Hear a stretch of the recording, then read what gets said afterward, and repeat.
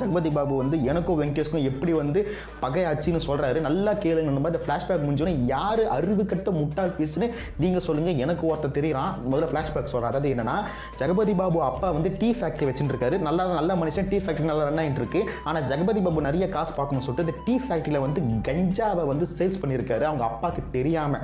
இந்த விஷயம் வந்து வெங்கடேஷுக்கு தெரிஞ்சிருச்சு. அதாவது வெளியே வந்து டீ ஃபேக்டரி உள்ள வந்து கஞ்சாவா அப்படின்னு சொல்லிட்டு வெங்கடேஷ் வந்து போலீஸ்க்கு கம்ப்ளைண்ட் கொடுத்துருக்காரு. போலீஸ் வந்து வெளியே வந்து டீ ஃபேக்டரி உள்ள கஞ்சா கத்தரியான்னு சொல்லிட்டு அந்த வயசானவரை இழுத்துட்டு போறாங்க, அடிச்சுட்டு.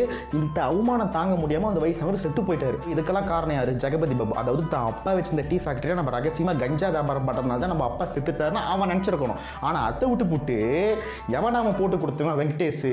அப்போ உன்னால் தான் எங்க அப்பா செத்தான், அதனால உங்க குடும்பத்தையே அழிக்க போறேன்டா அப்படின்னு கங்கனை கட்டி சுத்தினுங்கிறான். என்னடா செத்துட்டா? அவனே எங்க செத்தான்? நீதான் சத்தியம் பண்ணி சாவச்சிட்ட. ஹேண்டில் கீழ லிங்க் இருக்கு. அதை டச் பண்ணீங்கன்னா ஃபுல் வீடியோ வரும். அப்படியே மறக்காம சேனலை சப்ஸ்கிரைப்